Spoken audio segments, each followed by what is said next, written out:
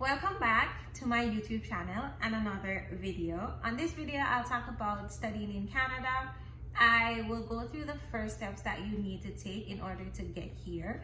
And then my other videos, I'll talk about settling in Canada and transitioning from being an international student to a permanent resident.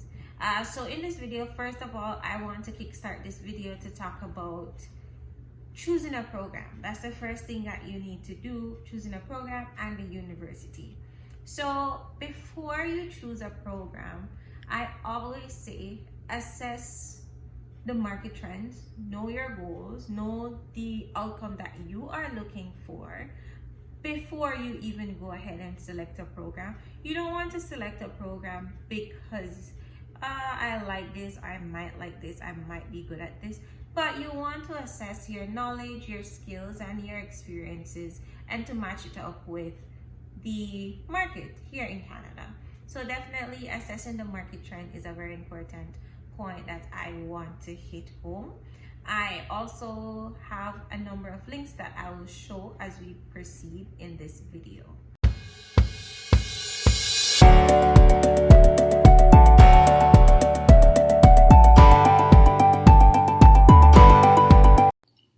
So like I've mentioned, to assess the market trends, I have provided a number of links that you can use. I also use these links once I came to Canada to assess what areas I need to go into.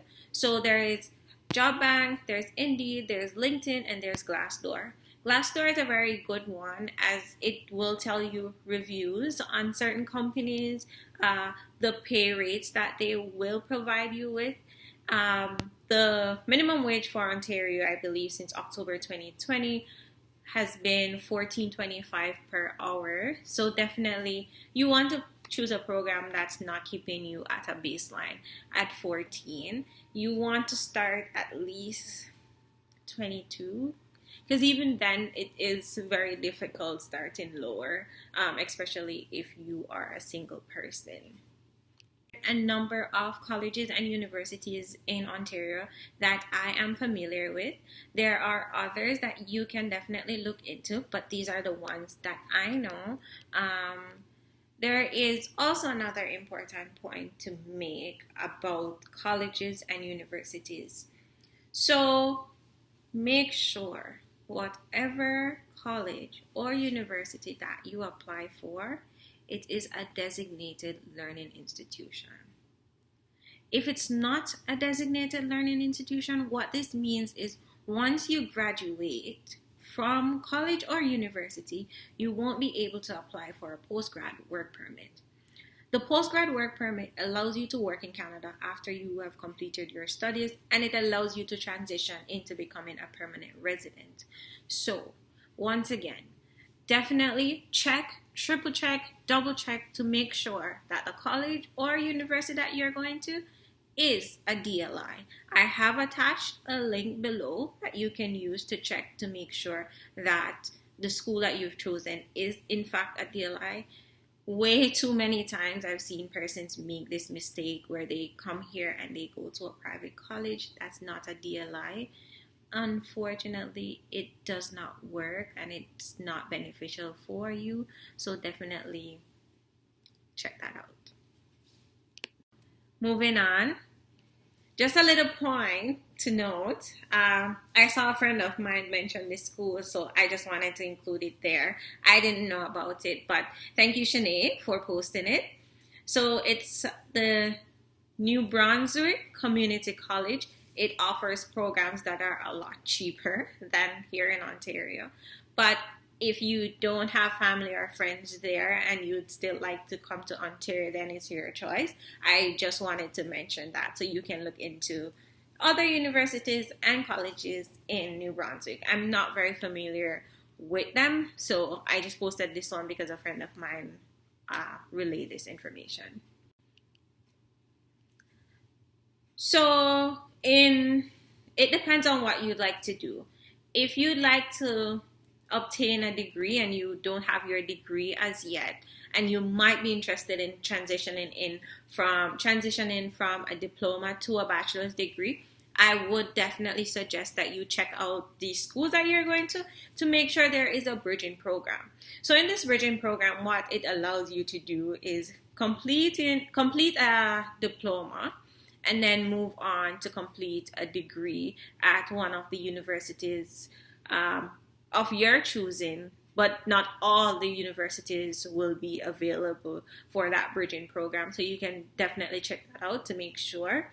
I know Centennial College, you can transition from Centennial once you've completed 3 years to a university. So you can transition to York University, you can transition to Windsor, you can transition to McMaster's.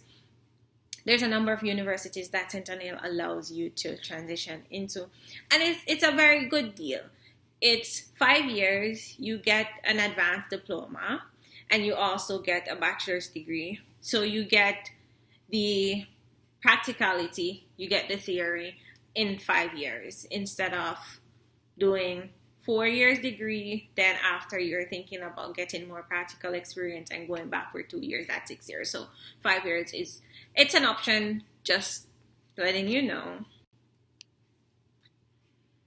So once you figured out what school you want to go to and what program you want to do, you need to gather the documents that you need. Some schools might be different, but these are the things that I know about. So you need your university or your high school transcript. For those of us that are from the Caribbean, you can use your CSEC results as your transcript to apply for these schools. You also need a copy of the picture page of your passport just as a proof of identity. You need to complete the application form, and some schools you also have to pay an application fee, so definitely check that out. And you have to do a letter of interest, especially if you're applying for a university, a master's program or something. So now it's time to apply for your student visa. And your student visa is what you need to come to Canada. It is different from your TRV. So if you have a temporary residence visa, you still need to apply for your student visa to enter into Canada. And once you've arrived at the airport, what you'll get is your study permit. So make sure that you get your study permit before you exit that airport, because then you have to go back. So definitely make sure. You will need to show proof of financial support.